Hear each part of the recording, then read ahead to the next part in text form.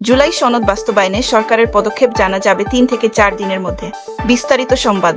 রাজনৈতিক দলগুলো সমঝোতায় আসেনি, ফলে জুলাই সনদ বাস্তবায়নের পদক্ষেপ অন্তর্বর্তী সরকারকেই নিতে হচ্ছে। কি সেই পদক্ষেপ, তা ২ থেকে ৩ দিনের মধ্যে জানানোর আশা দিয়েছেন আইন উপদেষ্টা অধ্যাপক আসিফ নজরুল।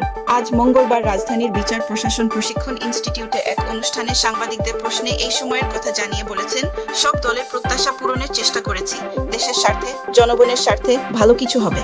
জুলাই অভ্যুত্থানের পর গঠিত অন্তর্বর্তী সরকার সংবিধান সহ রাষ্ট্র পরিচালনার মৌলিক ক্ষেত্রে সংস্কারে জাতীয় ঐকমত্য কমিশন গঠন করে। সেই কমিশন রাজনৈতিক দলগুলোর সঙ্গে আলোচনা করে জুলাই সনদ প্রণয়নের পর প্রস্তাবগুলো বাস্তবায়নের উপায় নিয়ে গত ২৭ অক্টোবর সরকারের কাছে সুপারিশ দেয়।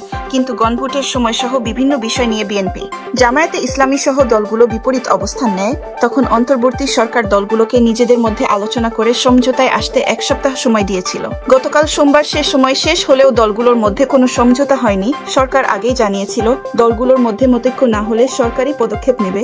এই পরিপ্রেক্ষিতে বিচার প্রশাসন প্রশিক্ষণ ইনস্টিটিউটে আইন উপদেষ্টাকে পেয়ে তাকে প্রশ্ন করেন সাংবাদিকেরা। রাজনৈতিক দলগুলোর কাছে প্রত্যাশা থাকলেও সরকারও প্রস্তুতি রেখেছিল জানিয়ে আসিফ নজরুল বলেন, রাজনৈতিক দলগুলো নিজেদের মধ্যে আলাপ আলোচনা করে সরকারকে ঐক্যবদ্ধ নির্দেশনা দেবে, এ ধরনের প্রত্যাশা ছিল। কিন্তু প্রত্যাশা করেই বসে থাকিনি। সরকার নিজেদের মতো কাজ করেছে। সনদ বাস্তবায়নের ব্যাপারে কি পদক্ষেপ গ্রহণ করা হয়েছে, তা ৩-৪ দিনের মধ্যে পরিষ্কারভাবে জানা যাবে। সংস্কার বাস্তবায়নে গিয়ে আমলাতন্ত্রের বিরোধিতার মুখে পড়ার কথাও বলেন আইন উপদেষ্টা।